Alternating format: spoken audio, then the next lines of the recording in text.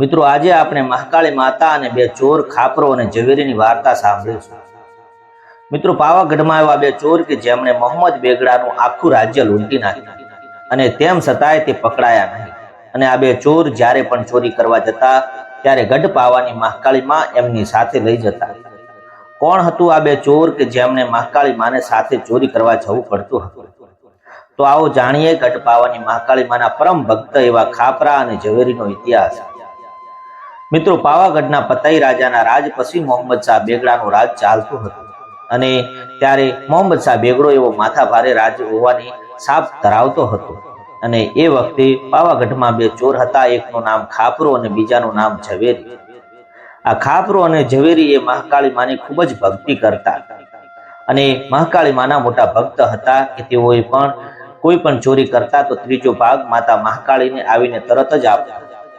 આ ખાપરો અને ઝવેરી પાવાગઢમાં મહાકાળી માના જોરે ખૂબ જ ચોરીઓ કરતા હતા અને માતા મહાકાળી પણ એમનો સાથ આપતા હતા, કારણ કે ખાપરો અને ઝવેરી જે ચોરી કરીને લાવતા એમાંથી થોડો ઘણો ભાગ ગરીબોમાં પણ આપતા અને જરૂરિયાત લોકોની સેવા કરતા। અને સમય જતા એક દિવસ ખાપરો અને ઝવેરી વિચાર કરવા લાગ્યા કે ક્યાં સુધી આવી નાની નાની ચોરીઓ કરીશું। એક કામ કરો, આપણે મોહમ્મદ શાહ બેગડાના રાજ્યમાં ચોરી કરવા જઈએ। આમ વિચારી બંનેમાં મહાકાળી માના મઢે જાય છે અને માતાજીને કહે છે કે હે મારી માં ગઢ પાવાની કાળકા, મારી આજે તારી રજા લેવી છે, તો મોહમ્મદ શાહ બેગડાના રાજ્યમાં ચોરી કરવા જાવું છે। મહાકાળી માએ તેમને રજા આપી અને કહ્યું કે મારા દીકરાઓ, તમે મોહમ્મદ શાહ બેગડાના રાજ્યમાં ચોરી કરવા જાઓ, પણ હું તમારી સાથે છું। પણ સાંભળો, આ તમારી પહેલી અને છેલ્લી ચોરી હશે।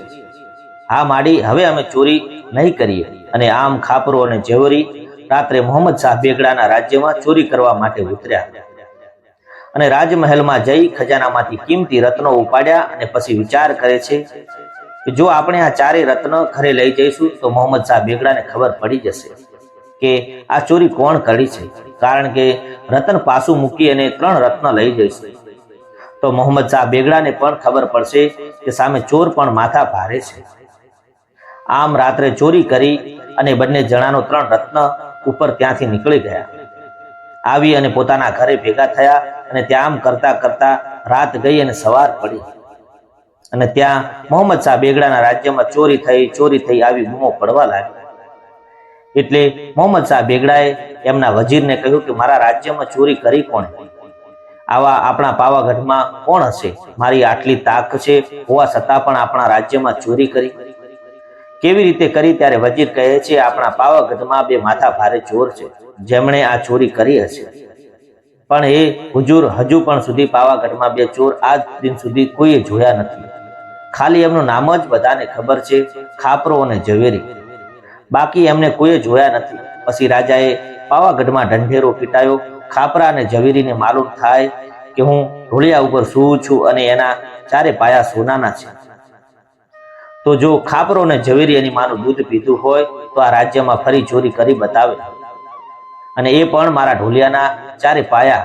એટલે ખાપરા અને ઝવેરીને ખબર પડી એટલે તેઓ બંને જણા પાછા મહાકાળી માતાના મઠે આવીને કહ્યું કે હે માડી, અમે તો 3 રત્ન ચોરીને લાવ્યા છીએ અને એમાં તો અમારી 7 પેઢીઓ ખાય તેટલું ખૂટે એટલું નથી। એમાં મોહમ્મદ શાહ બેગડો અમને લલકાર કર્યો છે અને માં તારી રજા હોય તો મોહમ્મદ શાહ બેગડાના રાજ્યમાં એમના ઢોલિયાના સોનાના 4 પાયા ચોરી લાવે। ત્યારે મહાકાળીમાં બોલ્યા કે હું તમારી સાથે છું, જો તમે મોહમ્મદ શાહ બેગડાના હાથમાં આવવા દઉં તો હું ગઢ પાવાની કાળકા ન કહેવાઉં અને મારું વેણ કોઈ દી ખોટું ન પડે।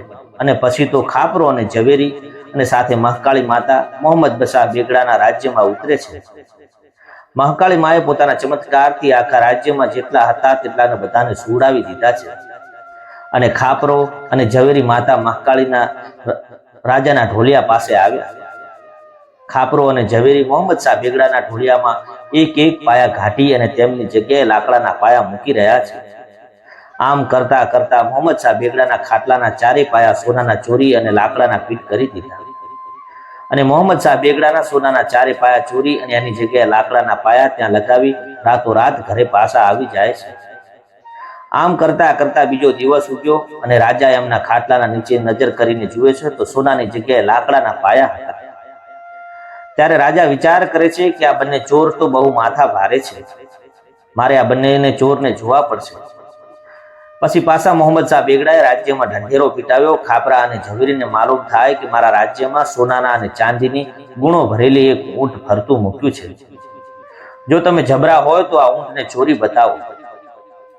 તમને માનો કે તમે ખરા ચોર છો અને ખરા બાર કહેવાઓ. આ ઢંઢેરાની ખાપરા અને ઝવેરીની ખબર પડી એટલે આ બંને મહાકાળી માના મઢે આવ્યા અને કહ્યું કે હે મારી માં ગઢપાવાની કાળકા, મોહમ્મદ શાહ બેગડો તો હઠ ભરાણો છે. જો તું રજા આપતી હોય તો આ ઊંટને ઉપાડી લાવીએ. અમારે બંનેને જવું પડે છે. એટલે માં ગઢપાવાની કાળકા દેવી રજા આપી અને ખાપરો અને ઝવેરી ઊંટ પકડવા માટે માર્ગે નીકળી પડ્યા. આ ઊંટ પકડવાનું ખૂબ જ અઘરું હતું. એની સુરક્ષા માટે 50 સૈનિકો હતા. એટલે આ ઊંટ જ્યાં પણ જાય ત્યાં તેના 50 સૈનિકો એમની સાથે રહેતા હતા. પછી ખાપરા અને ઝવેરી ઊંટને રોટલો નાખવાનું શરૂ કર્યું. એક દિવસ રોટલો ખવડાવ્યો, બીજા દિવસે રોટલો ખવડાવ્યો. આમ કરતા કરતા 10 દિવસ વીતી ગયા. રોટલો ખવડાવવાની ઊંટને હેવાયો કર્યો.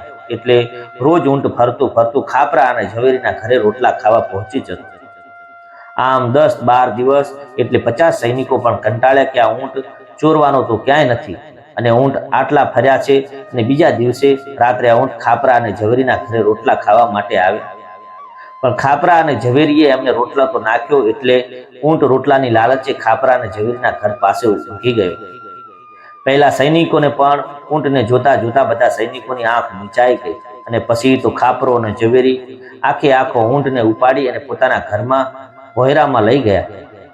અને બીજા દિવસે રાજાને ખબર પડી કે આ બંને ચોર પકડાશે નહીં. એટલે રાજાએ ફરીથી ઢંઢેરો પીટ્યો અને ખાપરા અને ઝવેરીની ખબર પડે કે તમારી બધી ચોરીઓને હું માફ કરું છું અને મેં તમને જોયા નથી, એટલે મારા મહેલમાં આવો અને તમને ઇનામ આપવું છે.